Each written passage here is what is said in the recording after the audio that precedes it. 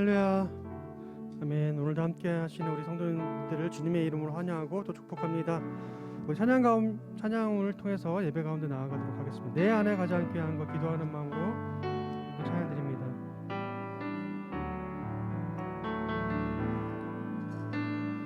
내 안에 가장 귀한 건 예수를 알미라.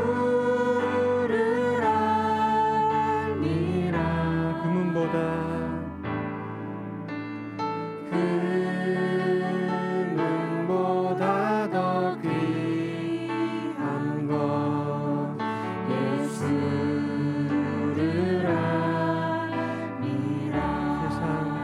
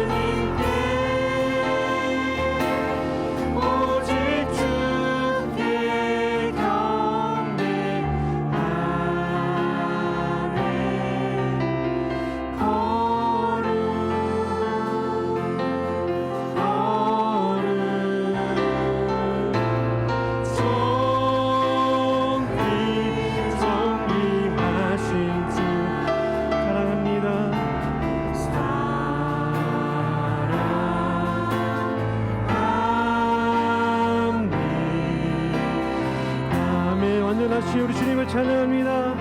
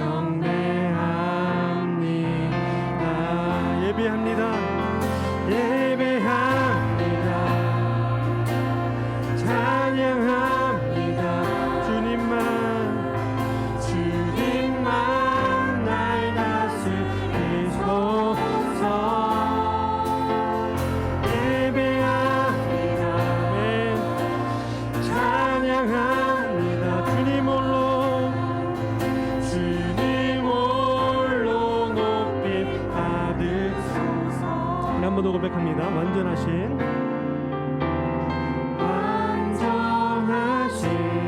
나의 주 그의 길로 나 인도하소서. 다시 오되니 주님의 영광 다 경배합니다. 예배합니다. 예배합니다. 찬양합니다. 주님만 날 다스리소서. 예배합니다. 찬양합니다. 주님 홀로 높이 받으소서. 아멘. 예수 우리 왕이여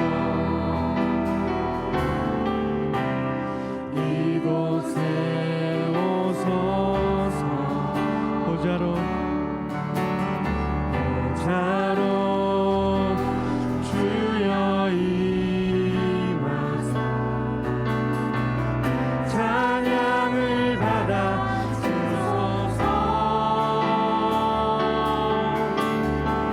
주님을 찬양하 아멘.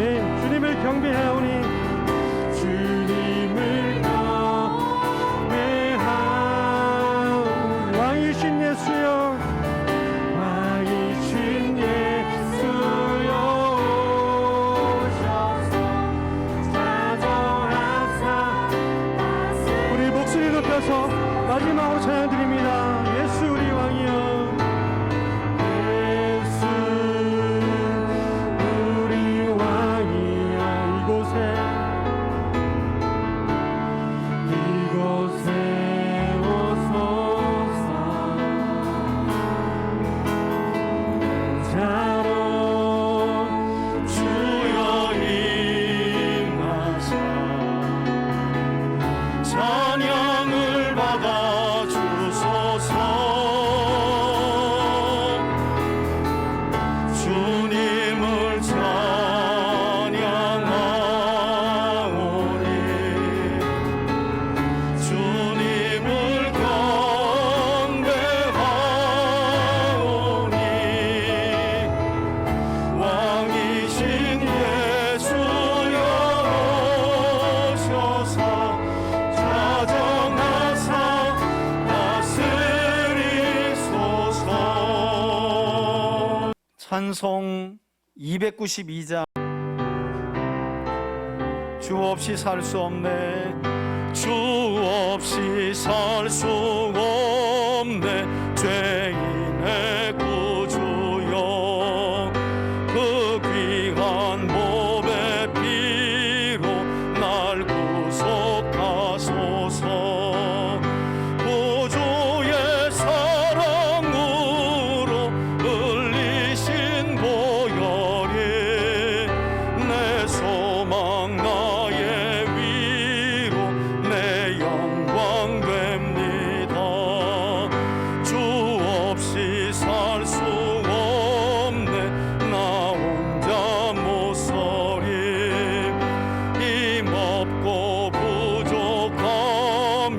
지혜도 없도다. 내 주는 나의 생명 또 나의 힘이라.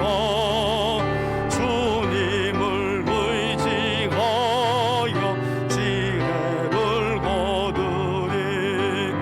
주 없이 살 수 없네. 내 주는 하신다.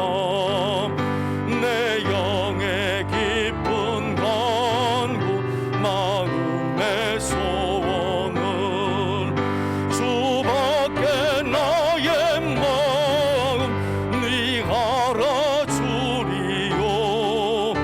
내 마음 위로하사 평온케 하시네. 주 없이 살 수 없네. 세월이 흐르고 이 깊은 고독 속에 내 생명 끝나도 사나운 풍랑일 때 날 지켜주시니 내 곁에 계신 주님 늘 힘이 됩니다. 아멘. 만이 주가 되시며 만물의 통치자가 되시는 만군의 여호와 하나님, 주님의 거룩하심과 선하심을 찬양하며 영광 올려 드립니다. 복된 주일을 맞아 주님의 은혜 안에 안식하며 아버지께 신령과 진정으로 예배드릴 수 있도록 인도하심을 감사드립니다. 주님 한 분만 바라며 의지하며 드려지는 귀한 예배가 될 수 있도록 주님 함께하여 주옵소서. 지난 한 주간도 실수하고 넘어진 우리의 어리석은 삶을 주님 앞에 내려놓습니다. 육체의 욕심에 따라 행하며 죄악으로 인해 때묻고 더럽혀진 우리의 영혼을 불쌍히 여겨주시고 주님의 보혈의 능력으로 깨끗게 씻어 주옵소서. 약속의 말씀을 의지하고 성령을 따라 행하며 복음에 합당한 삶을 살아가는 복된 주님의 자녀가 되도록 주님 도와주옵소서. 나라와 민족을 위해 기도합니다. 지속되고 있는 세계 경제 불안 가운데 전문가들은 내년에도 큰 어려움이 지속될 거라고 전망합니다. 처한 환경과 상황은 어려울지라도 만군의 하나님께서 우리나라를 불쌍히 여겨주시고 긍휼히 여겨주심으로 교회가 나라를 위해 기도할 때 우리의 기도를 들어주시고 어려움을 이겨낼 수 있는 지혜와 힘을 더하여 주옵소서. 나라의 지도자들에게 명철함과 열심을 주시고 다툼과 분쟁이 아닌 소통과 화합으로 난국을 극복할 수 있도록 도와주옵소서. 3대 교회를 지키시고 사랑하시는 주님, 우리 3대 교회가 믿음을 지키며 날마다 건강한 공동체로 자라게 하심을 감사합니다. 교회에 맡겨주신 사명 신실하게 감당하며 하나님 사랑과 이웃 사랑을 실현하는 칭찬받는 교회로 더욱 아름답게 성장하도록 인도하여 주옵소서. 한 주간 말씀 통독 집회에 주님의 크신 은혜가 더해주길 기도합니다. 참여하는 자들마다 놀라운 주님의 말씀의 능력을 체험하게 하시고 주님의 뜻과 마음을 깊게 깨닫는 은혜가 충만한 통독 집회가 되도록 역사하여 주옵소서. 복음 사역을 위해 힘쓰시는 담임 목사님에게 날마다 주님의 은혜가 함께 하시길 기도합니다. 성령 충만함으로 말씀의 권위와 능력이 항상 목사님과 함께하게 하시고 행하시는 모든 일에 주님의 지혜와 도우심이 넘치는 목사님과 목사님의 가정이 되게 하여 주옵소서. 교회가 복음 사역을 바르게 이루어가도록 직분자들과 온 성도가 한마음 한뜻으로 힘을 모으게 하시고 서로 사랑하며 섬기며 하나 되게 하여 주옵소서.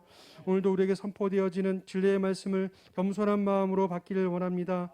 듣고 깨달은 말씀을 우리의 믿음과 결부시켜 결단하게 하시고 삶의 예배로 나아가는 참된 그리스도인으로 살아가는 우리가 되게 하여 주옵소서. 주님 앞에 우리 인생의 여러 문제를 내려놓습니다. 말할 수 없는 우리의 아픔을 아시는 주님, 우리의 능력으로 해결하지 못하는 삶의 고난과 어려움을 이길 수 있는 힘과 지혜를 주시고 끝까지 인내하고 승리할 수 있는 우리 3대 교우들 다 될 수 있도록 주님 도와주옵소서. 오늘 예배를 위해 여러 모습으로 봉사하시고 헌신하신 성도님들 주님 기억하여 주셔서 주님을 위한 헌신이 기쁨으로 보답될 수 있도록 크신 은혜 더하여 주옵소서. 주님 한 분만 높임 받으시는 귀한 예배가 되길 간절히 소망하며 거룩하신 예수님의 이름으로 기도합니다. 오늘 우리가 함께 나눌 하나님의 말씀은 사무엘상 8장 1절부터 22절까지의 말씀입니다. 사무엘이 늙음에 그의 아들들을 이스라엘 사사로 삼으니 장자의 이름은 요엘이요 저자의 이름은 아비아라. 그들이 브엘사바에서 사사가 되니라. 그의 아들들이 자기 아버지의 행위를 따르지 아니하고 이익을 따라 뇌물을 받고 판결을 굽게 하니라. 이스라엘 모든 장로가 모여 라마에 있는 사무엘에게 나아가서 그에게 이르되 보소서 당신은 늙고 당신의 아들들은 당신의 행위를 따르지 아니하니 모든 나라와 같이 우리에게 왕을 세워 우리를 다스리게 하소서 한지라. 우리에게 왕을 주어 우리를 다스리게 하라 했을 때 사무엘이 그것을 기뻐하지 아니하여 여호와께 기도하매 여호와께서 사무엘에게 이르시되 백성이 내게 한 말을 다 들으라. 이는 그들이 너를 버림이 아니오 나를 버려 자기들의 왕이 되지 못하게 함이니라. 내가 그들을 애굽에서 인도하여 낸 날로부터 오늘까지 그들이 모든 행사로 나를 버리고 다른 신들을 섬긴 같이 내게도 그리하는도다. 9절입니다. 그러므로 그들의 말을 듣되 너는 그들에게 엄히 경고하고 그들을 다스릴 왕의 제도를 가르치라. 사무엘이 왕을 요구하는 백성에게 여호와의 모든 말씀을 말하여 이르되 너희를 다스릴 왕의 제도는 이러하니라. 그가 너희 아들들을 데려다가 그의 병거와 말을 어거하게 하리니 그들이 그 병거 앞에서 달릴 것이며 그가 또 너희 아들들을 천부장과 50부장으로 삼을 것이며 자기 밭을 갈게 하고 자기 추수를 하게 할 것이며 자기 무기와 병거의 장비도 만들게 할 것이며 그가 또 너희의 딸들을 데려다가 향료 만드는 자와 요리하는 자와 떡 굽는 자로 삼을 것이며 그가 또 너희의 밭과 포도원과 달라몬에서 제일 좋은 것을 가져다가 자기 신하들에게 줄 것이며 그가 또 너희의 곡식과 포도원 소산의 11조를 거두어 자기의 관리와 신하에게 줄 것이며 그가 또 너희의 노비와 가장 아름다운 소년과 나귀들을 끌어다가 자기 일을 시킬 것이며 너희의 양떼의 10분의 1을 거두어 가리니 너희가 그의 종이 될 것이라. 그날에 너희는 너희가 택한 왕으로 말미암아 부르짖되 그날에 여호와께서 너에게 응답하지 아니하시리라 하니 백성이 사무엘의 말 듣기를 거절하여 이르되 아니로소이다. 우리도 우리 왕이 있어야 하리니 우리도 다른 나라들 같이 되어 우리의 왕이 우리를 다스리며 우리 앞에 나가서 우리의 싸움을 싸워야 할 것이니다 하는지라. 사무엘이 백성의 말을 다 듣고 여호와께 아뢰매. 다 같이 12절입니다. 여호와께서 사무엘에게 이르시되 그들의 말을 들어 왕을 세우라 하시니 사무엘이 이스라엘 사람들에게 이르되 너희는 각기 성읍으로 돌아가라 하니라. 아멘. 할렐루야. 오늘도 주일을 맞아 하나님을 기억하고 기념하며 예배하는 우리 3대 가족들에게 하나님께서 진리의 말씀 안에서 은혜 주시고 성령 충만함에 은혜 부어 주시기를 소원합니다.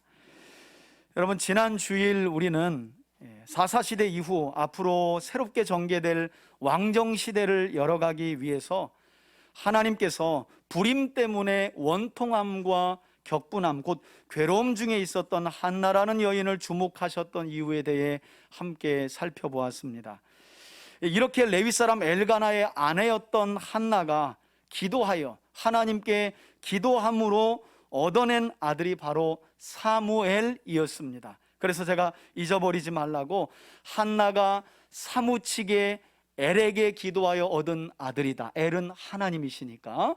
그래서 사무엘의 이름은 한나가 하나님께 사무치게 기도해서 얻은 아들이다라는 말씀도 드렸습니다.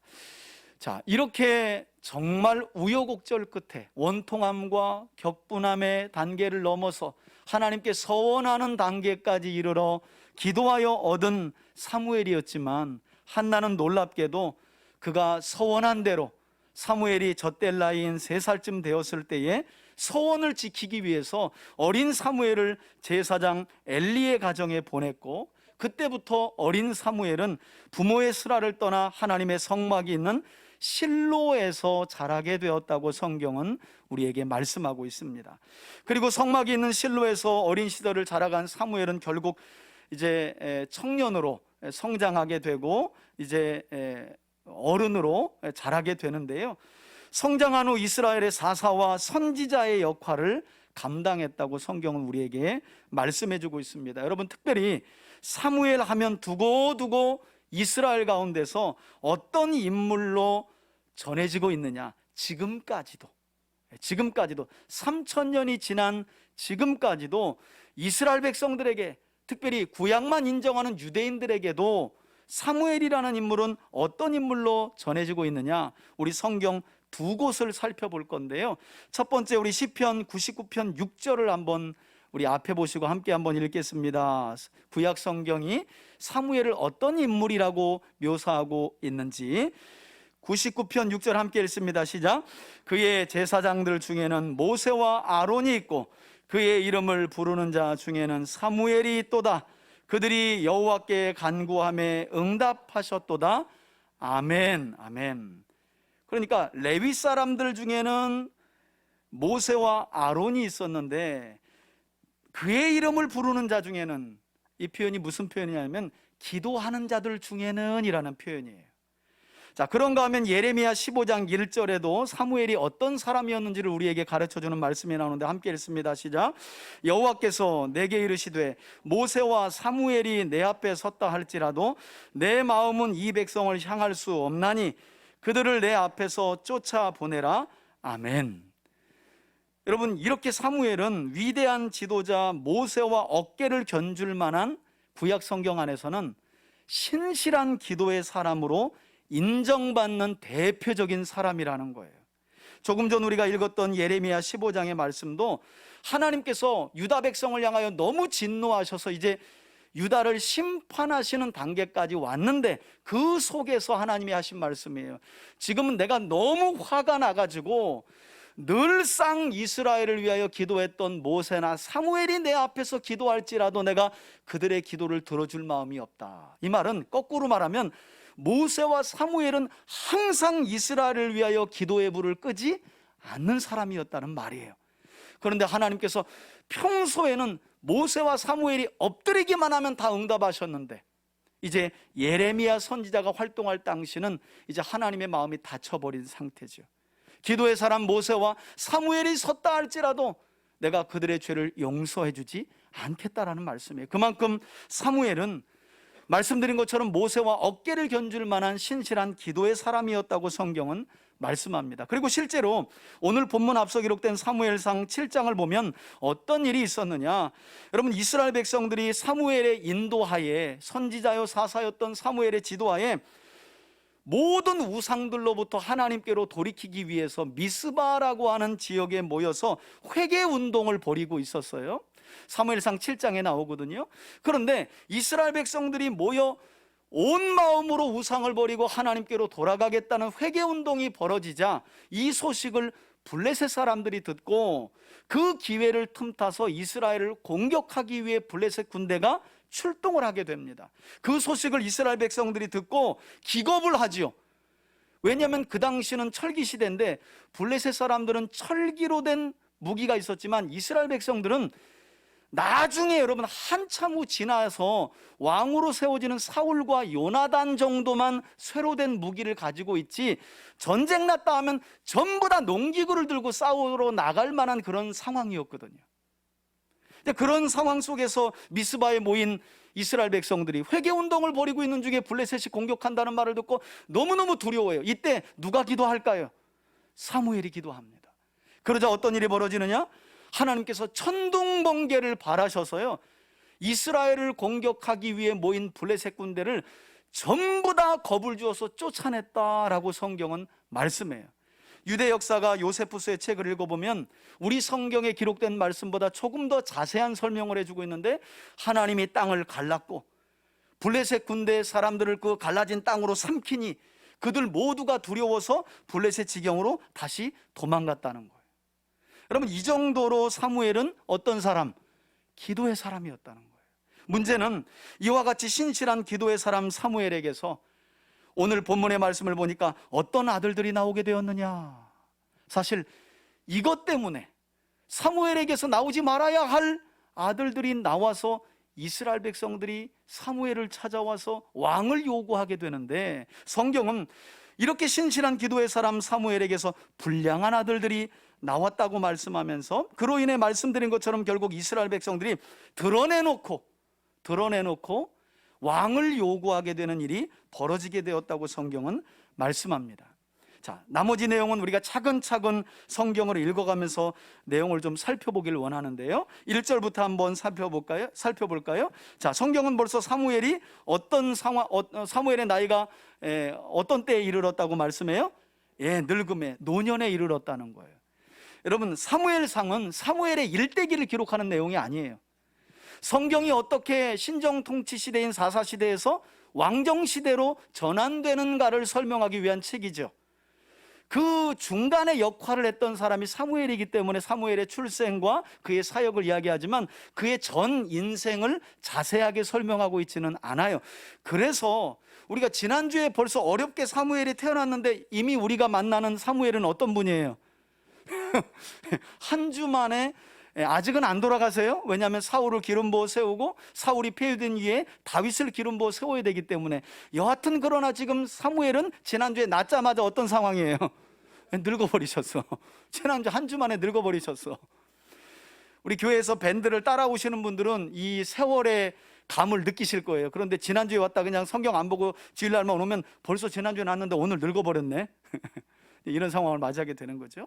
자, 성경을 보실까요? 사무엘이 늙음에 그의 아들들을 이스라엘의 사사로 삼으니. 여러분, 약간 이 부분을 읽을 때 이상하다라는 걸 느껴야 돼요. 왜냐하면 원래 사사 시대의 사사기를 보면 사사의 직분은 세습이 아니라 하나님께서 직접 세우셨던 직분이 사사였어요. 그런데 사무엘을 통해 사사직의 변형이 일어난 거죠. 그래서 어떤 학자들은 마치 오늘날 목회 잘 했다가 교회도 성장시키고 잘 했다가 끝마무리에 가가지고 그냥 교회 염려에 너무 목사님이 마음을 빼앗겨가지고 그 누구도 믿지 못하고 결국 누구에게 세습하는 자식을, 원래 좀 신학을 걷던 자식이면 그래도 좀 덜해. 그런데 그것도 아니고 다른 일을 하는 자식들을 데려다가 무슨 기업을 자식에게 넘겨주는 것처럼 신학교 보내가지고 야, 이걸 누구한테 주냐, 네가 맡아야지 해가면서 하는 일 때문에 사실은 교회뿐만 아니라 세상 사람들에게 많은 지탄과 근심을 끼치고 있는 것이 사실이잖아요. 그래서 어떤 학자들은 약간 그런 지금 나타나는 현상들이 사무엘에게도, 사무엘의 늙음아짐에 일어난 게 아니냐, 이렇게도 보고 있는 거예요. 여하튼 사사직은 하나님이 택하시는 건데 그걸 그냥 물려줘 버린 거예요. 이렇게 사사직을 사무엘에게서 물려받은 두 아들의 이름도 나오죠. 2절에 보니까 장자의 이름은 누구라고요? 요엘. 여러분, 요엘이라는 이름의 뜻은 여호와가 하나님이시다. 우리 요엘 선지자의 이름도 있죠. 요엘, 여호와가 하나님이시다. 둘째 아들의 이름은 뭐라고 말해요? 아비야라는 거예요. 여러분, 아비야라는 이름은 여호와가 나의 아버지이시다라는 고백이에요. 우리가 이 두 아들의 이름만 봐도 사무엘이 하나님을 향해 얼마나 열심 있는 신앙을 가졌는지를 알 수 있죠. 저도 저희 아내와 교회 안에서 만나가지고, 그런 점에서 저희도 CC거든요. 철치 커플이니까. 못 모르고 저를 좋아하는 바람에 지금 사무까지 왔어요. 하여튼 결혼해서 한 2달 지나서 우리 건이를 갖게 되었는데, 내가 아들 이름은 내가 꼭 줘야 되겠다 그래가지고 고민하다가 외자로 지었어요. 외자, 건이에요, 건. 근데 여기서 건자가 이제 굳셀 건자이기도 하지만 군사 건자거든요. 그래서 너는 그리스도의 군사가 되어라, 하나님의 군사가 좀 잘 되었으면 좋겠다 해서 박건이라는 이름을 지어줬고, 둘째 녀석은 주성이에요. 주성, 주님이 번성하게 하셨다라는 이름에서 이제 주성이라고 이름을 주었는데, 글쎄요, 이놈들이 이름값 하면서 살지는 좀 더 두고 봐야 될 것 같습니다. 여하튼 사무엘이 자식 둘을 낳았는데, 하나는 요엘, 여호와가 하나님이시다. 둘째는 아비야, 여호와가 나의 아버지시다. 이름만 들어봐도 사무엘이 하나님을 향해 얼마나 큰 믿음을 가졌는지, 또 하나님을 얼마나 열렬히 사랑했는지를 알 수 있는 거예요. 여러분, 그런데 안타깝게도 사무엘의 이 두 아들 요엘과 아비야가 아버지 믿음을 따라가지 않았다는 거예요. 아버지를 본받지 않았다고 성경이 말씀해요. 그래서 어떻게 살아갔느냐, 3절에 기록하고 있죠. 그의 아들들이 자기 아버지 사무엘의 행위를 따르지 아니하고 어떻게 행동했다고요? 이익을 따라 뇌물을 받고 재판정에서 판결을 굽게 했다는 거예요. 뇌물을 받아가면서. 자, 이런 아들들의 잘못된 행위를 보려면 그들이 아버지의 무엇을 본받지 않았는지를 알아야 하는데, 여러분, 사무엘상 12장을 보면 1절에서 3절까지 사무엘의 마지막 유언이 나오는데요, 마지막 말이 먼저 나와요. 사무엘이 마지막 말을 먼저 남기는데, 그때 사무엘이 자신의 삶을 회고하면서 자신은 이렇게 살았다라고 고백하는 내용이 나오는데, 우리 앞에 보시고 함께 한번 그 내용을 보면서 사무엘은 이렇게 살아갔는데 이런 사무엘의 모습을 두 아들이 본받지 않았던 거구나 라는 것을 한번 파악해 보도록 하겠습니다. 우리 사무엘상 12장 1절에서 3절입니다. 앞에 보시고 함께 읽습니다. 시작. 사무엘이 온 이스라엘에게 이르되 보라, 너희가 내게 한 말을 내가 다 듣고 너희 위에 왕을 세웠더니 이제 왕이 너희 앞에 출입하느니라. 보라, 나는 늙어 머리가 휘어졌고 내 아들들도 너희와 함께 있느니라. 내가 어려서부터 오늘까지 너희 앞에 출입하였거니와 내가 여기 있나니 여호와 앞에 그의 기름 부음을 받은 자 앞에서 내게 대하여 증언하라. 내가 누구의 소를 빼앗은 일이 있느냐? 누구의 나귀를 빼앗았느냐? 누구를 속였느냐? 누구를 압제하였느냐?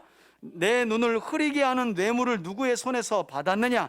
그리하면 내가 그것을 너희에게 갚으리라 하니.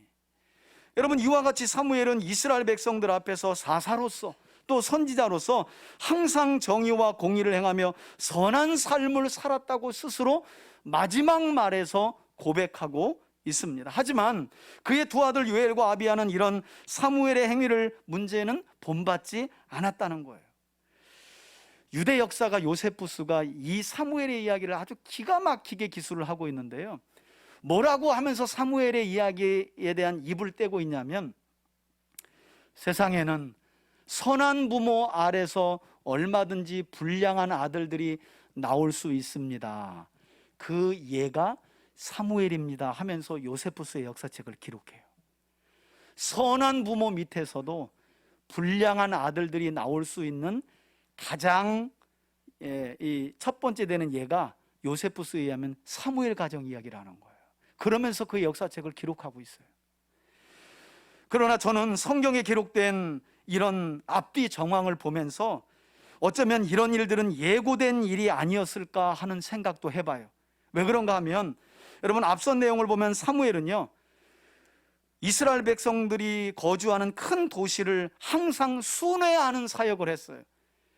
신앙을 북돋기도 하고요, 회개운동을 벌이기도 하고요, 많은 경우는 이스라엘 백성들이 사무엘이 아니면 시시비비를 가릴 수 없는 재판의 문제를 해결하기 위해서 늘 이스라엘의 큰 도시를 순회했다는 거예요. 요세푸스의 역사책에 보면 1년에 2차례씩, 여러분 생각해 보세요. 그런 도시들이 한두 개가 아니었을 거잖아요. 그렇게 1년에 2차례씩 큰 도시 중심으로 순회하듯이 돌면서 또 무슨 일이 있으면 또 가고, 그러니 이런 사무엘은 자연스럽게 가정에서 그의 아들들과 함께 신앙을 공유할 만한 시간을 갖지 못했을 것이 분명하죠. 이런 우리가 생각을 해볼 수 있는 거예요. 이렇게나 바빴으니 가정에서 자녀들의 신앙을 관수할, 지도할, 교육할 시간이 있었겠는가? 여러분, 여기서 우리가 배울 수 있는 교훈이 무엇인가 하면, 자녀 신앙 교육은 결코 부모인 아버지나 어머니만 잘한다고 전수되는 게 아니라는 거예요. 그러니까 나만 하나님 열심히 알고 믿어서 그 신앙이 자녀들에게 고스란히 전수되는 건 결코 아니라는 거예요. 반드시 자녀들과 함께 신앙을 공유하고 공감하는 시간을, 교육하는 시간을, 하나님에 대해서 이야기할 수 있는 시간을, 그것이 하루의 일과를 놓고 이야기하든 성경을 가지고 함께 읽든 그런 공감의 시간, 공유의 시간을 함께 가져야만 한다는 거예요. 많은 분들이 신앙을 붕어빵처럼 생각해요. 내가 열심히 하면 그 신앙 그대로 전수되겠지. 그래서 가장 많이 무너진 가정이 어디예요? 신앙이? 목회자들 가정이죠. 여러분, 사무엘의 가정의 모습은 아주 붕어빵처럼 한국교회 목회자들의 가정을 닮아 있어요. 목사님들이 새벽 4시부터 밤 10시간 넘도록 신방 다니고 예배에 쫓기면서 얼마나 바쁜지 몰라요. 그 사이에 아이들은 금방 대학생이 돼요. 그나마 아버지가 큰 교회를 이루며 물질적으로 부족하지 않으면 아들이 아버지 눈치 봐가면서 교회는 나와줍니다. 자녀들이. 왜? 곤란하시거든요, 아버지가. 여러분, 교회까지 번드르르하게 져가지고 제가 자녀들이 교회 안 나오는 목사님들 가정 꽤나 많이 알고 있습니다. 이게 누구의 잘못일까? 이게 남의 얘기이기만 할까? 절대 그렇지 않다는 거예요. 이게 남의 얘기와 그냥 목사님들 가정 얘기가 아니라 얼마든지 우리 가정 이야기일 수 있다는 거예요. 저는 그런 모습을 보면 이게 도대체 무엇이 잘못됐길래, 목사님들이 일을 안 한 게 아니잖아요. 죽어라 목회했잖아요. 더욱이나 저 때도 목사님들, 전도사님들 우리가 열심히 주의 일하면 하나님이 우리 자녀를 책임져 주신다 그랬거든요. 그러면 지금 한국교회 상황이 왜 그런 거예요? 교회 안에 중직자들의 가정의 자녀들이 왜 교회를 안 나오는 거냐고요. 그렇잖아요. 그럼 하나님이 직무유기하신 거잖아요. 우리는 하나님이 일 열심히 했는데 하나님이 일을 안 하신 게 된 거잖아요. 과연 그런가요? 그렇지 않죠. 자녀의 신앙교육이란 하나님이 먼저 부르신 우리를 통해서 교육하고 가르치고 함께 공감하는 시간들을 가져가면서 자연스럽게 물 흘러가듯이 전수되는 게 신앙교육입니다. 그렇지 않으면 어려워요. 특히나 우리 개신교는요, 교회에서 예배드리는 시간 외에는 신앙을 공유할 만한 어떤 형식의 틀이 없기 때문에 더 위험한 거예요. 여러분, 이슬람 가면 그냥 모스크가 가정이고 가정이 모스크예요. 그냥 무슬림은 문화가 다 종교고, 유대인들을 보세요. 유대인들은 가정이 종교고, 회당 가면 종교고, 그냥 문화예요, 문화. 그러나 우리는 그렇지 않죠. 그나마 한국교회 전도가 되어서 초기에는 가정 예배라는 게 있었는데 지금은 그마저도 가정 예배 있는 데가 많지 않잖아요. 신앙은 붕어빵처럼 찍어낼 수 없는 거예요. 반드시 자녀들과 함께 시간을 드려야 하고, 마음을 부어야 하고, 또 삶을 공감해가는 교육의 시간을 가져야 하는 거예요. 그러므로 저는 우리 주일학교 아이들을 둔 부모님들에게 꼭 부탁드리고 싶어요. 특히나 코올리기의 아이들을 데리고 교회 나온다는 건 절대 쉽지 않아요. 저도 사역을 하느라 저희 아내를 잘 돌보지 못했어요. 그런데 제가 부목사 때 항상 하나 없고 하나 또 안아가지고 저 유치부실에서 무슨 예배를 드리겠어요, 여러분. 무슨 예배를. 똥기저귀 갈고 젖빨리고 그러다가 그냥 몇 년을 그렇게 보내는 거지. 그런데 그거 아세요? 하나님의 말씀이 선포되는 이 현장에서 젖을 먹으면서 듣는 아이는 젖만 먹지 않아요. 하나님의 은혜가 흘러가는 줄 믿습니다. 교회 와서 똥기저귀 갈고 엄마하고 떼쓰고 왔다 갔다 하고 여러분 아무것도 스며드는 것 같지 않죠? 그렇지 않습니다. 아이들은 말씀을 깨달아서 신앙을 전수받는 것이 아니라 먼저 믿은 우리가 예배하는 모습을 보고 하나님을 그려가는 줄 믿습니다. 그 가운데 신앙이 고스란히 전수되는 거예요. 아이들이 얼마나 부산 떨어요. 예배도 못 드리고 가는 것 같아. 내 예배까지 방해하는 것 같아. 절대 그런 생각까지만 안 된다는 거예요. 부모는 그렇게 정신이 혼란할 수 있지만 아이들은요 다 봅니다. 찬송하는 거 흥얼흥얼거리고요. 그리고 기도할 때 저렇게 하는 거구나. 대표 기도는 목사님은 저 설교단에서 저렇게 하는 거구나. 다 보고 있어요. 그게 고스란히 신앙으로 새겨지고 뿌리 내리고 있다는 거예요. 안타까운 건 우리 부모님들이 그걸 잘 몰라. 그래서 그냥 나도 힘들고 너도 힘드니까 좀 커서 나가자 그런다는 거예요. 여러분, 우리 속담에 3살 버릇? 안 믿으시니까 안 하시잖아, 거봐. 여러분, 신앙도요 3살 버릇. 여러분, 사무엘이 몇 살에 보내졌다고요? 젖딸 때. 유대인들은 3살까지 젖을 먹여요. 그런데 3살 때 한나의 품을 떠났는데 엘리의 가정 보세요. 제사장 엘리의 집구석이 얼마나 콩가루 집구석이었어요. 험리와 비너스가 하나님을 알려고도 하지 않았다잖아요. 하나님을 멸시했대잖아요. 그런데 그 속에서도 사무엘은 경건한 하나님의 자녀로 자라가잖아요. 한나가 절기에만 쫓아와가지고 아이를 교훈했는데 결국 3살 젖될 때까지 한나가 교육한 그 내용이 사무엘을 붙든 거예요. 그런데 그런 신앙교육이 전수가 안 된 거예요, 자녀들에게. 사무엘은 너무 바빴어요. 신실한 기도의 사람이었어요. 사무엘 개인의 삶을 보면 너무 뛰어난 사람이었어요. 본받을 만한 사람이었어요. 그러나 그 신앙이 안타깝게도 자녀에게 전수가 되지 않았다는 거예요. 저는 그런 점에서 우리 성도들이 오늘 이 말씀을 다시 한번 마음에 잘 새길 수 있기를 바라고요. 여러분들의 가정 안에서 이런 신앙 전수 교육이 회복될 수 있기를 바라고, 그래서 우리 자녀들은 우리보다 더 신실한 하나님의 사람들로 세워져 갈 수 있기를 주의 이름으로 축원합니다.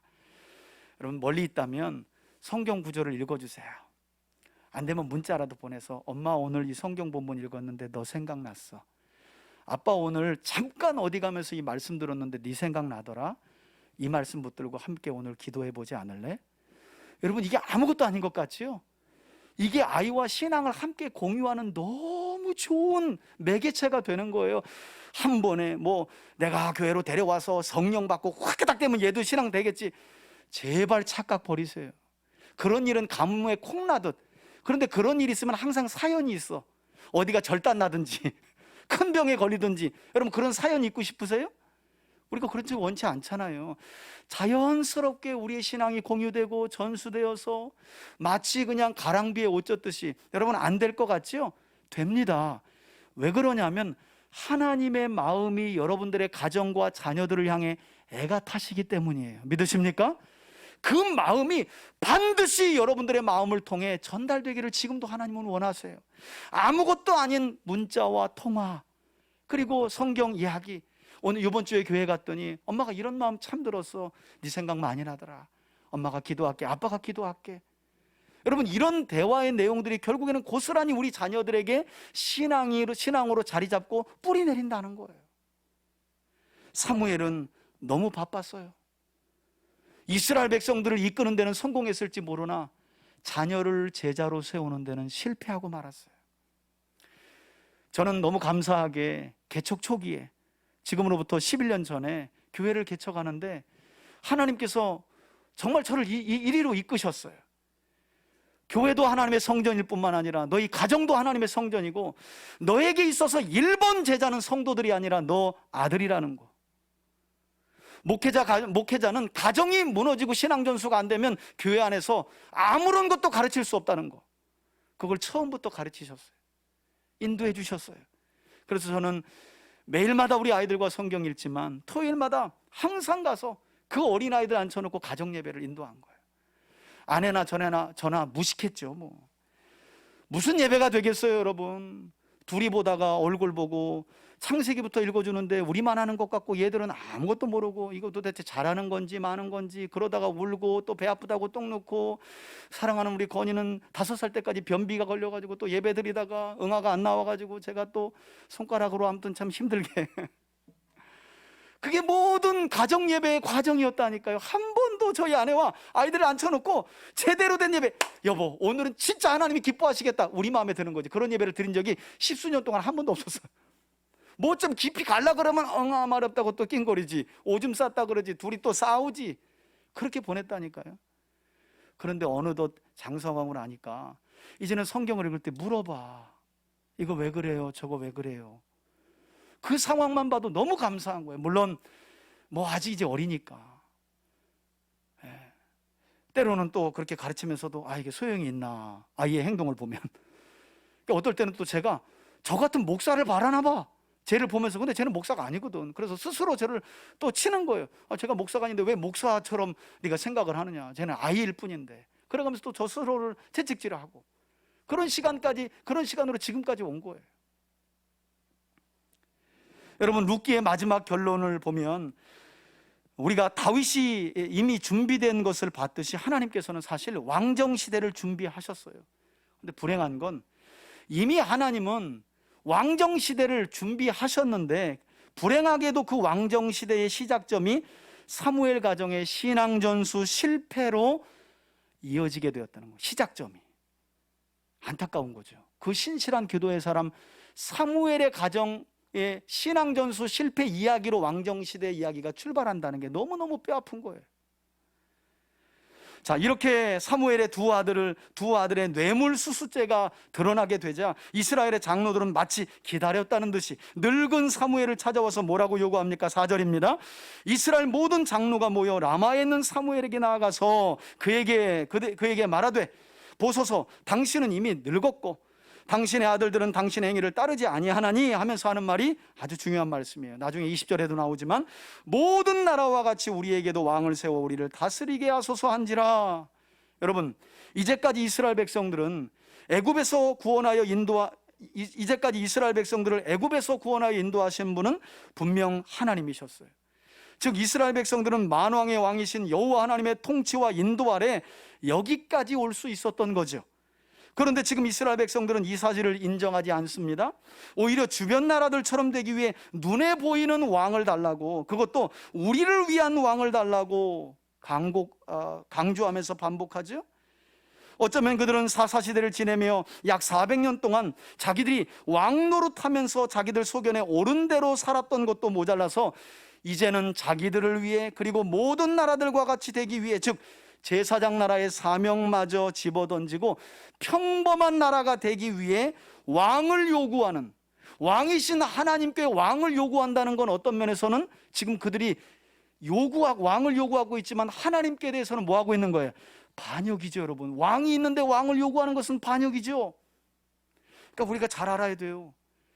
우리 필요 때문에 기도하지만 어쩌면 그것이 하나님 앞에는 반역이 될 수도 있다는 것을 알아야 돼요. 나만 생각하고 내 필요만 생각하고 내 소원만 생각하면서 구하는데 하나님 보시기에는 이게 반역이라. 그런데 그걸 구하는 사람은 그게 반역인지 몰라. 지금 이런 상황이 벌어진 거예요. 자, 이어지는 6절을 보면 이렇게 주변 나라들처럼 되기 위해 왕을 구했던 장로들의 요청을 듣게 된 사무엘이 어떻게 행동을 하느냐? 우리에게 왕을 주어 우리를 다스리게 하라 했을 때에 사무엘이 이 말을 듣고 그것을 뭐 하지 않았대요? 기분 좋을 리가 없지요. 일평생 이스라엘 백성들을 지도하고 이끄는 데 시간을 다 보냈던 사무엘인데 자신의 리더십을 대신할 왕을 달라고 하니까 사무엘이 기분이 나쁜 거예요. 그러나 사무엘은 뭐 했다 그래요? 그 문제를 가지고 기도합니다. 여러분, 사무엘은 사사와 선지자로 일평생 제대로 가정도 돌아보지 못한 채 이스라엘 전 지역을 1년에 2차례씩 방문하면서 재판을 진행하고 이스라엘 백성들이 위기에 처했을 때마다 그들을 대신하여 기도하고 그들을 어려움 중에 구원해낸 사람이었어요. 하나님의 도우심으로. 그런데 그런 자신을 지도자로 인정하지 않고 왕을 달라? 이 상황은 사무엘로 하여금 억장이 무너지는 순간이죠. 너 필요 없어 이제. 왕을 세워 우리도 저 주변 나라들처럼. 그래서 사무엘의 마음이 어떻겠어요? 하지만 이렇게 억장이 무너지는 상황 속에서도 사무엘은 이 문제를 감정적으로 접근하지 않고 누구에게로 가지고 갔다고요? 하나님께로. 기도의 사람인 사무엘은 이 문제를 가지고 하나님께로 나아가 기도했다는 거예요. 여러분, 혹시 여러분들이 지금 처한 어떤 문제가 여러분들의 감정을 자극하고 요동하게 한다면 그 문제를 가지고 하나님 앞에 설 수 있는 여러분들이 되시길 주의 이름으로 축원해 드립니다. 그럴 때일수록 더 서야 돼요. 하나님의 말씀을 열어야 돼요. 그러면 하나님께서 냉철함을 주시고 지혜를 주시고 구원의 길을 열어주실 줄 믿습니다. 사무엘은 그렇게 한 거예요. 그렇지만 사무엘도 사람인지라 왕을 요구하는 이 상황을 어떻게 해석했느냐? 결국 내용을 보면 그는 이스라엘 백성들이 사사이자 선지자인 자신을 못마땅하게 여겼기 때문에 왕을 달라고 하는 줄 알아요. 그렇게 생각을 했다는 겁니다. 그런데 이때 놀랍게도 하나님께서 이처럼 사무엘에게 나타나셔서 이스라엘 백성들이 왕을 요구하게 된 근본적인 배경을 자세히 설명해 주는데 뭐라고 하시느냐? 7절이에요. 여호와께서 사무엘에게 이르시되, 지금 사무엘은 억장이 무너진 상태. 내가 필요 없다고? 일생을 너희들을 위해 내 인생을 다 드렸는데 필요 없다는 거예요. 왕 세워달라는 거예요. 그래서 하나님 앞에 그 문제를 가지고 기도하는데 하나님이 이스라엘 백성들이 왜 왕을 요구하는지 그 근본적인 마음을 하나님이 설명해 주세요. 사무엘에게 뭐라고 하십니까? 백성이 내게 한 말을 다 들어주라. 왕을 세워주라는 거죠. 왜냐? 그 다음 말씀이 중요한데요. 이는 그들이 사무엘 너의 지도력을 원치 않아서가 아니라 결국 그들이 왕을 요구하는 것은 누구를 버린 거라고요? 예, 하나님 자신 나 여호와를 버려 자기들의 왕이 되지 못하게 함이라. 하나님께서는 이와 같이 이스라엘 백성들이 사무엘을 찾아와 왕을 요구하는 근본적인 이유가 근본적으로 그들이 여호와 하나님을 왕으로 인정하지 않기 때문임을 정확하게 알고 계셨고 그걸 낙심해 있는 사무엘에게 설명해 주고 계신 거예요. 그들이 새로운 지도자를 원해서 왕을 달라는 게 아니라 그들의 왕인 나를 버리는 거야. 나를 왕으로 인정하지 않아서 그래. 여러분, 여기서 우리가 기억해야 할 중요한 교훈 한 가지가 있는데요. 그것이 무엇인가 하면 왕을 요구하는 이스라엘 백성들의 잘못된 요청을 결국 하나님께서 왜 영거푸 사무엘에게 들어주어라, 그래 왕 세워주어라. 아니, 백성들이 잘못된 기도를 하면 하나님이 막아주시고 그렇게 구하지 못하도록 하셔야 되는데 하나님이 허용하셨다는 거예요. 여러분, 우리는 하나님께서 범사에 억지로 우리를 인도하지 않는다는 사실을 깨달아야 돼요.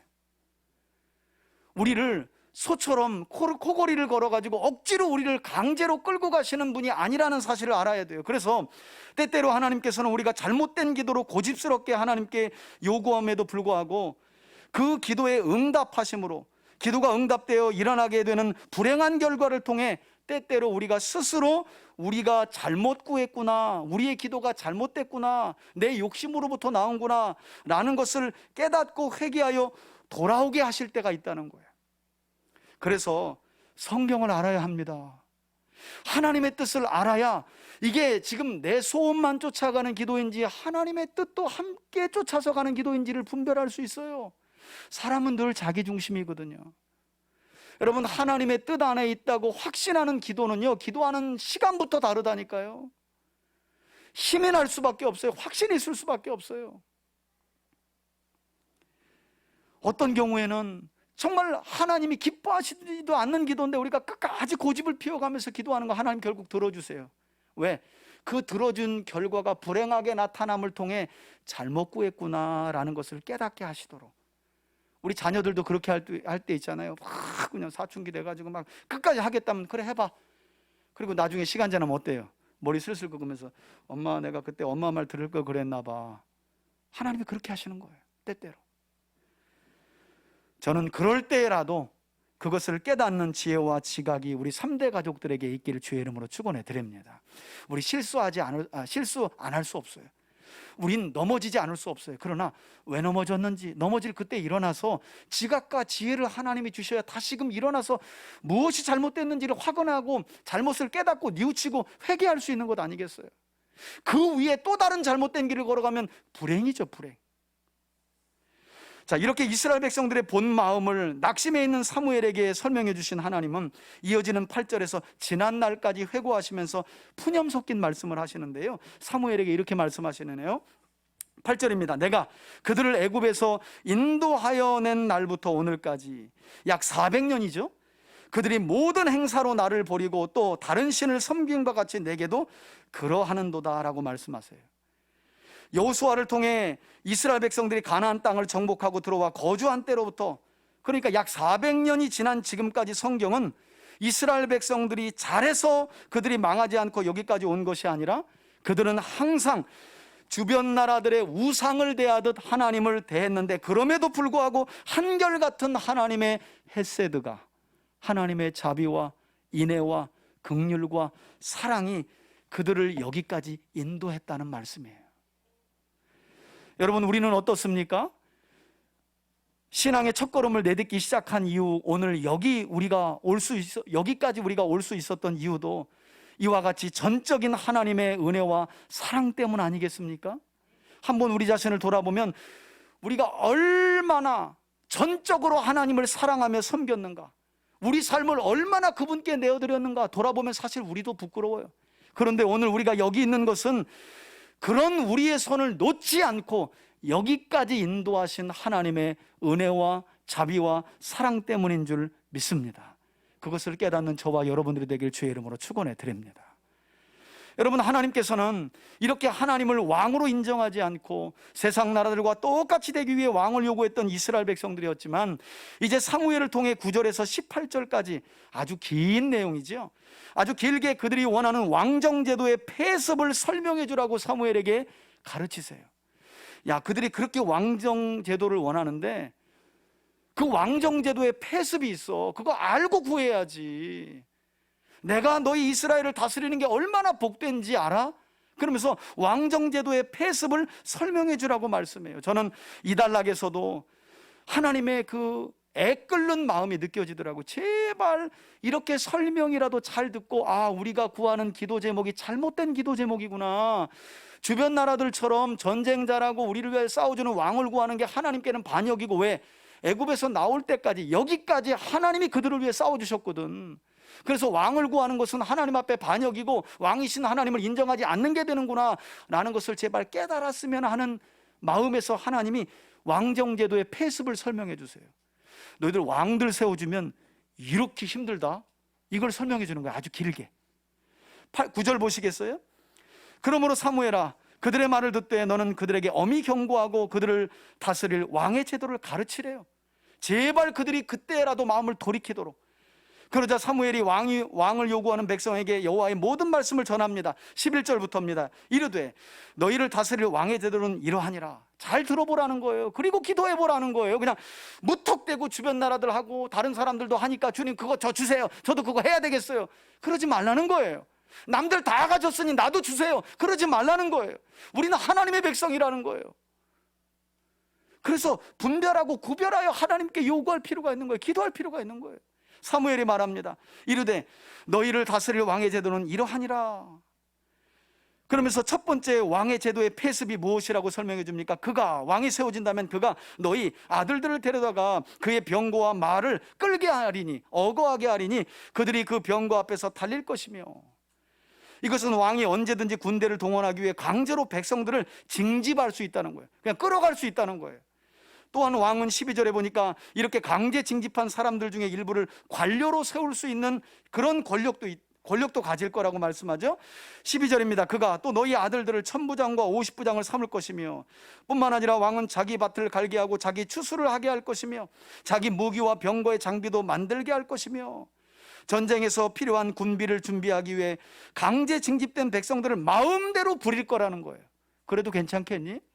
그거 다 너희 아들들인데. 뒤에 보면 딸들도 나와요. 그리고 13절에 보니까 딸도 데려간대요, 강제로. 또 너희의 딸들을 데려다가 향료 만드는 자와 요리 만드는 자, 떡 굽는 자로 삼을 것이며. 글쎄요, 평시에도 그렇게 사용할 것이고 전쟁이 일어났을 때 이제 그 여인들을 통해서 군량미를 만들고 전쟁에 필요한 군인들이 먹을 음식을 그렇게 만들게 하겠다는 말인데, 여러분, 일부 구약학자들이 이 내용을 읽어가면서 향료 만드는 자, 이 말의 어원에 집중하기도 해요. 이 향료 만드는 자가 문자적으로 향료를 만들기도 하지만 성적인 의미가 담겨져 있다는 거예요. 일종의 너희 딸들 데려다가 군인들 전쟁 중에 종군 위안부처럼 그렇게 쓸 건데, 성욕을 해결할 그런 저기 대상으로 쓸 건데 괜찮겠니? 이렇게 구약학자들이 이 본문을 향료 만드는 자라는 의미는 이런 의미가 담겨져 있다라고도 말한다니까요. 역시 강제 동원을 통해 일어나게 된다는 거예요. 딸들도 데려다가. 그리고 이어지는 14절을 보니까 그가, 왕이 또 너희의 밭과 포도원과 감람에서 제일 좋은 것, 그러니까 소출 중에 가장 좋은 것들을 가져다가 자기 신하들에게 그 몫으로 나누어 줄 것이고, 15절에 그가 또 너희의 곡식과 포도원 소산의 11조를 거두어 자기 관리와 신하들에게 줄 것이며. 여러분, 이스라엘 백성들은 율법에 따라 새 절기에 하나님께 11조를 드리잖아요. 그런데 왕정 제도가 시작되면 하나님께 절기를 쫓아 드리는 11조 외에도 왕이 어떻게 해요? 수시로 백성들에게 강제 세금을 거두어 간다는 거예요. 지금 좋은 것들이 있어요, 없어요? 하나도 없어요. 백성들에게는 하나도 없어요. 하나님께서 사무엘을 통해 일부러 그 부분을 부각시키는 거예요. 가르치고 있는 거예요. 너희들 못 모르고 주변 나라들의 왕이 호령하면 군대가 막 움직이고 그래서 전쟁에서 이기는 것 같고 그것이 멋진 것 같아서 왕을 달라고 하는데, 그 내면에 숨겨진 왕정제도의 폐습이 얼마나 심각한지 알아? 너희들 이거 알고 지금 기도하고 구해야 돼. 그 내용을 설명해 주는 거예요. 왕정제도의 폐습은 여기서 끝나지 않습니다. 16절 보세요. 그가 또 너희의 노비와 가장 아름다운 소년과 나귀들을 끌어다가 자기 일을 강제로 시키고 너희의 양떼의 10분의 1을 거두어 가리니, 가축 중에서도 11조를 강제로 세금으로 거두어 간대요. 너희가 결국 왕에게 무엇이 된다고 말해요? 예, 여러분, 그의 종이 될 것이라. 이게 정말 충격적인 말씀이에요. 단순히 그냥 우리를 위한 왕을 주셔. 주변 나라들 보니까 왕이 멋집디다. 우리도 눈에 보이는 왕을 주셔. 우리는 눈에 보이지 않는 여호와라는 왕이 필요 없어. 이렇게 사무엘을 찾아와서 요구했던 건데, 그 왕정 제도가 얼마나 심각한 폐습을 가지고 있는지를 하나님이 지금 설명해 주고 계신 거예요.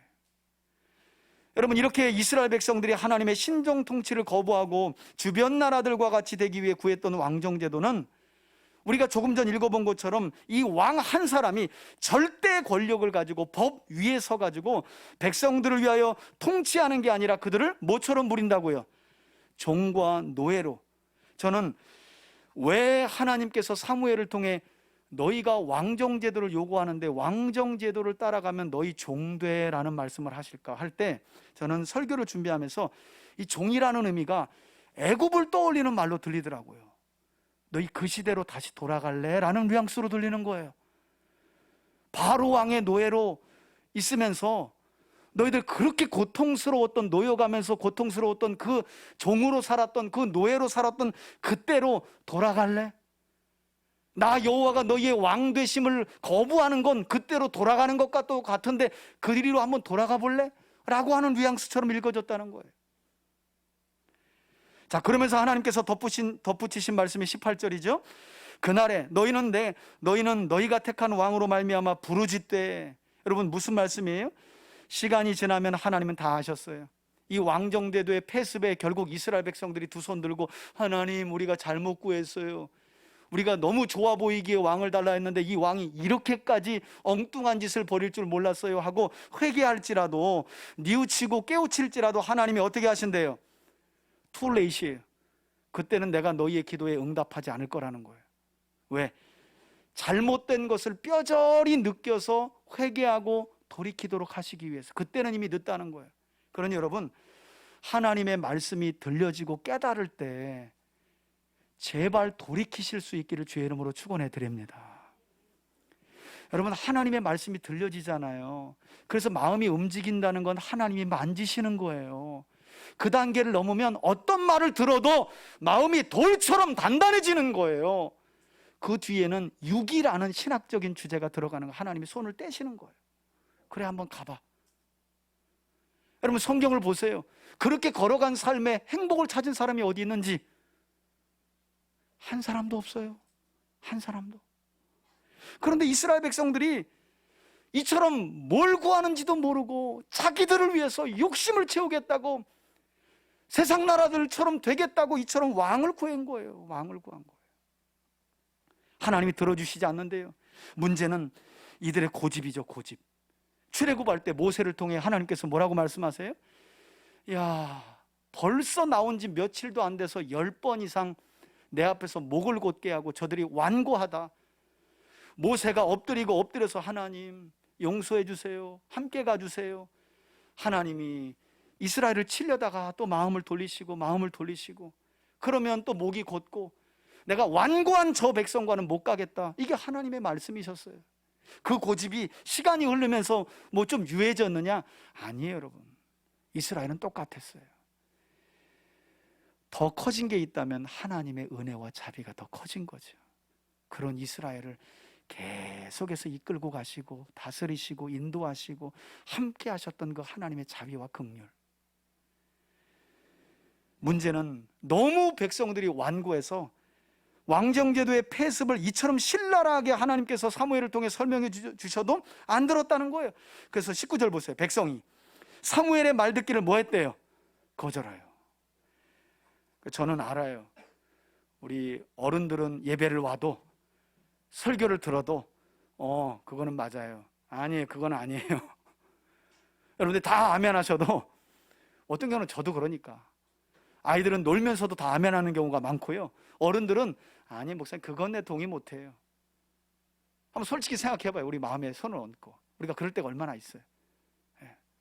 내 소원과 내가 원하는 것에 너무너무 마음이 붙들려가지고 하나님 말씀이 안 들리는 거예요. 결국 거절하잖아요. 아니로소이다. 우리도 끝까지 왕이 있어야 한다는 거예요. 그러면서 20절에 우리도, 5절에 이어 여기 다시 한번 반복되죠.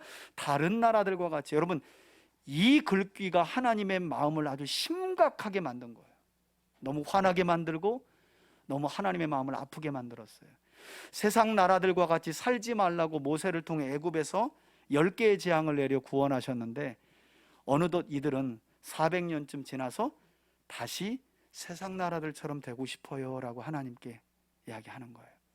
호세아서를 빌려서 이야기하면 그 핏덩어리 같은 아이를 누군가 버려서 고아원에 가게 되었고, 고아원에 가게 된 그 핏덩이를 이제 누군가가 데려와서 아주 예쁘게 학교도 최고로 과외까지 시켜가면서 딱 배웠는데 이 아이가 뭐라 그러냐면 나 다시 고아원으로 돌아가요. 그때 생활이 좋아요. 부모 없이 사는 게 너무 편해. 그때로 돌아갔으면 좋겠어요 라고 말하는 것과 똑같은 거예요.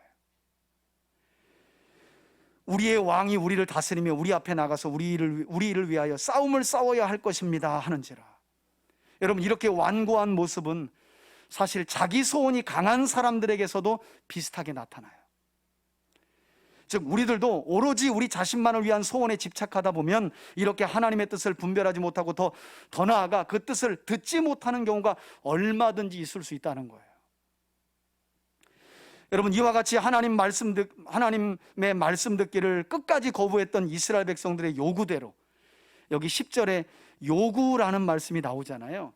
사실 오늘 본문과 이어지는 다음 장까지는 언어 유희라고 하는 워드 플레이가 들어가 있거든요. 여러분, 이스라엘 백성들이 왕을 뭐 했대요? 요구하다라는 히브리어가 샬이라는 말이에요. 샬. 예, 이스라엘 백성들이 자기들이 원하는 왕을 달라고 뭐 했다는 거예요? 샬 달라고 한 거예요. 그래서 하나님이 누굴 주세요? 사울 주신 거예요. 워드 플레이가 담겨져 있는 거예요. 너희들을 위한 샬 원해? 나한테 샬을 요구해? 그럼 내가 그 샬대로 사울 줄게 하신 거예요. 사실은 이 내용이 히브리어로 보면 하나님이 워드 플레이를 하시는 거예요. 끝까지 고집을 부리면서 원했던 왕을 요구했던 왕을 샬했던 이스라엘 백성들에게 하나님이 결국 주신 왕이 어떤 왕이에요? 똑같이 완고하고 고집스럽게 하나님의 말씀을 연거푸 불순종한 누구야? 사울. 예, 똑같아. 그래서 훗날 사무엘 선지자는 이처럼 고집스럽게 하나님의 말씀을 듣지 않았던 사울 왕에 관해 어떤 말씀을 하고 있느냐? 우리 그 대목도 한번 읽어볼까요? 고집스럽게 이스라엘 백성들이 샬하여 얻은 고집스러운 사울이 어떤 사람이었느냐? 사무엘이 이런 말을 합니다. 사무엘상 15장 22절과 23절 앞에 보시고 함께 한번 읽겠습니다. 시작. 사무엘이 이르되 여호와께서 번제와 다른 제사를 그의 목소리를 청종하는 것을 좋아하심과 같이 좋아하시겠습니까? 순종이 제사보다 낫고 듣는 것이 수장의 기름보다 나으니 이는 거역하는 것은 점치는 죄와 같고 완고한 것은 사신 우상에게 절하는 죄와 같음이라. 왕이 여호와의 말씀을 버렸으므로 여호와께서도 왕을 버려 왕이 되지 못하게 하셨나이다 하니 아멘. 여러분, 23절에 뭐라고 말씀하세요? 완고한 것은 우상 숭배의 죄와 똑같다는 거예요. 고집스러운 거. 목회하면서도 제일 힘든 분들이 어떤 분들이냐? 고집이 있는 분들이에요. 아니, 사람이 고집이 있어야죠. 그런데 이게 자기 고집에 빠져 있는 분들이에요. 성경을 들이대밀어도 그건 목사님 생각이고 하나님 생각이죠 하고 고집을 안 내려놔요. 그런 분들은요, 저도 방법이 없고 하나님도 성경에 보니까 방법이 없어요. 사울이 그런 사람이었어요. 완고한 것은 우상 숭배에 같다. 여러분, 이 완고한 왕이 어떤 백성들을 통해 세워진 거예요? 완고한 이스라엘 백성들을 통해 세워진 거예요. 샬해서 얻은 게 사울이라니까요. 똑같은 왕이 세워진 거예요. 그래서 결국 버림받은 것 아니겠어요? 여러분, 곰곰이 돌아보면 오늘날 우리 교회들과 성도들의 모습이 오늘 본문에 기록된 이 완고한 이스라엘 백성들의 모습과 비슷하지 않나 하는 생각도 해봐요. 우리들의 기도 역시 항상 우리 자신만을 위한 것들이 많고, 또 우리가 구하는 기도 응답의 궁극적인 목적도 내가 하나님을 믿으니 하나님의 영광을 드러내기보다는 그냥 내가 잘 먹고 잘 사는 게 우리 기도의 궁극적인 성취의 목적이기도 해요. 그리고 어떤 경우는 하나님의 말씀으로부터 너무나 멀어져서 구하지 말아야 할 것들도 내려놓지 못하고 끝까지 완고하게 난 이거 끝까지 얻겠다는 거예요. 나 이거 분명히 얻겠다는 거예요. 여러분, 하나님이 어떤 경우는 주신다니까요. 왕? 그래, 줘. 사무엘아, 줘봐. 어떤지. 근데 그게 불행이 되는 거죠. 이렇게 잘못 구한 것으로 인해 기도 응답을 받고 그것이 그 속에서 불행한 삶을 살아가는, 어쩌면 오늘날 시대의 교회와 우리 성도들의 모습이야말로 이런 이스라엘 모습과 비슷하지 않은가 하는 생각을 해본다는 거예요. 여러분, 어떠세요? 이제까지 신앙생활을 하면서 나는 내가 구한 모든 것들은 전부 다 하나님의 뜻이었다라고 자신할 수 있나요? 아마 저를 비롯해 이 자리에 그런 분 한 분도 없을 거예요. 우리가 그런 오류를 남은 생에 범하지 않으려면 그래서 힘써 하나님의 말씀을 봐야 돼요. 그래서 분별할 줄 알아야 돼요. 어떤 경우는 하나님의 감동이 있기 전에 말씀을 읽어가면서 먼저 구해버려야 되는 거예요. 하나님, 이거 기뻐하시죠? 제가 이거 구할게요. 하나님, 이것대로 좀 해주세요. 말씀을 분별해가면서. 그때 하나님의 감동이 어떨지 한번 생각해 보세요. 여러분, 저는 우리 3대 가족들이 이런 하나님의 사람들로 세워져 갈 수 있기를 주의 이름으로 축원해 드립니다. 자, 결국 이처럼 완고한 이스라엘 백성들에게 하나님께서 어떤 말씀을 하시며 마지막에 그들을 돌려보내세요? 21절 보세요. 사무엘이 백성의 말을 다 듣고 여호와께 아뢰매, 이렇게 왕정제도의 폐습에 대해서 자세히 설명해줘도 거절하고 거만하시오. 그래도 우리에게 왕이 필요하오. 그래서 사무엘이요, 또 낙심하지만 하나님께 또 기도했다는 거예요. 아마도 울었을 것 같아요. 하나님, 자세히 잘 설명해 줬는데도 아직도 저 완고함을 내려놓지 못하고 왕 달라는데 어떻게 해요? 그때 하나님께서, 여러분 22절 마지막 절 보세요. 여호와께서 사무엘에게 이르시되 그들의 말을 어떻게 해요? 결국 들어주어라. 뼈아픈 역사를 겪고 나서야 알게 될 것이니 왕을 주어라 하니, 사무엘이 이스라엘 사람들에게 이르되 알았다, 왕 세울 테니까 일단 어떻게 해요? 너희들 마을로 돌아가 있어. 여러분, 이렇게 해서 끝까지 완고한 이스라엘 백성들을 돌려보냈다라고 오늘 말씀은 결론을 지어요. 여러분, 사실 하나님께서는 아주 오래전부터 때가 되면 이스라엘 가운데 왕을 세우기로 하나님이 이미 예정하셨어요. 그래서 출애굽 이후 모세에게 율법을 주실 때에 때가 되면 이스라엘이 가나안 땅에 들어가서 왕정제도 하에 살 것을 알고 왕에 대한 규례도 설명해 주신 일이 있다니까요. 우리 그 내용을 보면 이스라엘이 원했던 왕과 하나님이 때가 되면 세우시겠다고 한 왕이 얼마나 차이가 있는지를 보고 분별할 수 있어요. 자, 그 본문을 한번 읽겠습니다. 신명기 17장 14절부터 20절까지인데 좀 길지만 천천히. 본래 하나님이 때가 되면 세우시겠다고 계획한 왕의 모습은 이런 왕이었어요. 함께 읽습니다. 시작. 내가 내 하나님 여호와께서 내게 주시는 땅에 이르러 그 땅을 차지하고 거주할 때에 만일 우리도 우리 주위의 모든 민족들과 같이 우리 위에 왕을 세워야겠다고 생각나거든. 자, 여기까지 지금 상황이 맞아떨어지는 거죠. 우리도 주변 나라들처럼 왕이 필요한 것 같아. 그런데 이스라엘이 구해야 할 왕은 세상 나라들이 세우는 왕이 아니었다는 거예요. 그래서 하나님은 왕의 규례를 이미 모세 때에 미리 주셨어요. 자, 15절부터 읽습니다. 시작. 반드시 내 하나님 여호와께서 택하신 자를 내 위에 왕으로 세울 것이며 내 위에 왕을 세우려면 내 형제 중에서 한 사람을 할 것이요 내 형제 아닌 타국인을 내 위에 왕으로 세우지 말 것이며 그는 병마를 많이 두지 말 것이요 병마를 많이 얻으려고 그 백성을 애굽으로 돌아가게 하지 말 것이니 이는 여호와께서 너희에게 이르시기를 너희가 이후에는 그 길로 다시 돌아가지 말 것이라 하셨음이며 그에게 아내를 많이 두어 그의 마음이 미혹되게 하지 말 것이며 자기를 위하여 은금을 많이 쌓지 말 것이니라. 그가 왕위에 오르거든 이 율법서의 등사본을, 성경을 말하는 거예요, 레위 사람 제사장 앞에서 책에 기록하여 평생에 자기 옆에 두고 읽어 그의 하나님 여호와 경외하기를 배우며 이 율법의 모든 말과 이 규례들을 지켜 행할 것이라. 그리하면 그의 마음이 그의 형제 위에 교만하지 아니하고 이 명령에서 떠나 좌로나 우로나 치우치지 아니하리니 이스라엘 중에서 그와 그의 자손의 왕위에 있는 날이 장구하리라. 아멘. 아멘. 여러분, 하나님께서 때가 되면 세우실 왕은 이처럼 철저하게 하나님의 말씀을 의지하고 하나님만을 의지하면서 군사력이나 돈이나 여자를 의지하지 않고 하나님의 말씀을 가지고 백성들을 다스리고 통치하고 인도하는, 그래서 이스라엘 백성들로 하여금 제사장 나라의 사명을 감당하도록 이끄는 리더십 있는 왕을 하나님이 계획하셨다는 거예요.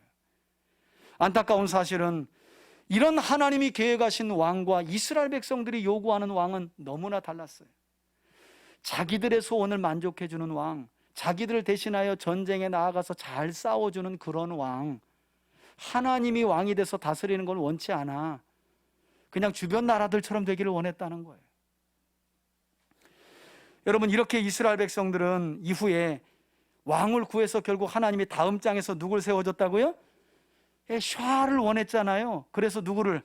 사울을 세워줬는데 사울 이후에 약 400년 동안 이스라엘 나라 위에 세워진 남북 왕조를 통틀어서 몇 명의 왕을 경험하게 되냐면 한 40여 명의 왕을 경험하게 돼요. 그리고 이 40여 명의 왕을 경험하게 되면서 이스라엘 백성들은 그 어떤 왕도 그들을 구원해낼 수 없다는 사실을 깨닫게 됩니다. 그러면서 자연스럽게 누구를 학수고대하게 됐을까요? 메시아. 세상 나라들과 세상 나라들 위에 세워진 왕은 궁극적으로 우리 인생의 모든 문제로부터 구원해 줄 수 없는 거구나. 하나님의 아들 메시아, 참된 구세주, 참된 왕, 만주의 주, 만왕의 왕이신 메시아이신 하나님의 아들 예수 그리스도가 오셔야 하는구나 라는 것을 알고 대망하게 되었다는 거예요. 충격적인 사실은 이들이 그토록 대망했던 메시아가 마침내 지금으로부터 2000년 전 이스라엘 땅에 오셨음에도 불구하고 이번에도 이스라엘은 그 메시아가 자기들이 원하는 메시아, 즉 로마로부터 이스라엘의 독립을 성취해주는 자기들을 위한 메시아가 아니었다는 이유로 스스로를 저주하면서 만왕의 왕이 되시는 예수님을 십자가에 못 박아 죽이는 끔찍한 죄를 또 저지르게 돼요. 그러니까 여러분, 신앙생활은 우리를 위해 하는 게 아닙니다. 하나님은 이미 우리를 위해 모든 것을 하셨어요. 하나밖에 없는 아들의 생명을 우리를 구원하시기 위해, 그것은 죄의 문제에서 우리를 구원하셨다는 의미를 넘는 겁니다. 우리가 인생을 살아가면서 겪게 되는 모든 어려움들로부터 우리를 구원하시기 위해 하나님은 죄 없는 아들을 십자가에 내어 주심으로 하나님이 하실 일을 다 하신 거예요. 그러니 교회는 계속해서 내가 원하는 무엇인가를 하나님께 관철시키기 위해 기도하는 교회가 아니라, 물론 우리의 필요도 간구하지만 어느 정도 성숙하고 더 나아가서는 하나님의 필요가 무엇일까, 하나님의 소원이 무엇일까를 알고 구할 수 있는 그런 교회와 성도, 그런 교회와 성도로 우리 3대의 교우들이 세워질 수 있기를 주의 이름으로 축원해 드립니다.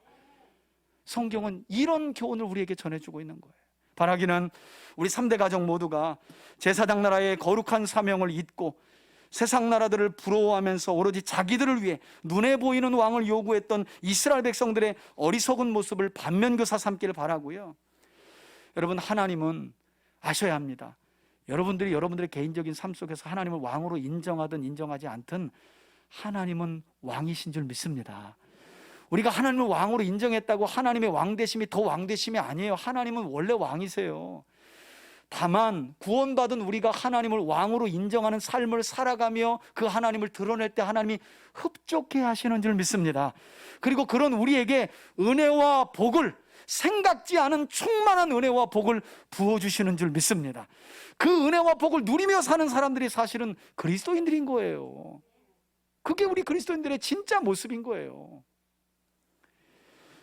바라기는 한 주간도 이 하나님의 말씀을 따라 살아가면서 유일하시며 참되신 하나님을 왕으로 인정하고 고백하면서 삶 속에서 또 증언하고 증거하는 거룩하고 복된 삶을 살아가시기를 바라고, 그 경건한 신앙이 여러분들의 가정에 3대에서 어디까지요? 천대까지. 우리 교회 모토가 그거잖아요. 여러분 가정에 3대에서 천대까지, 아니 주님 다시 오실 때까지 바르게 전수되어 복을 누리는 저와 여러분들이 되시길 예수님의 이름으로 축원해 드립니다. 아멘.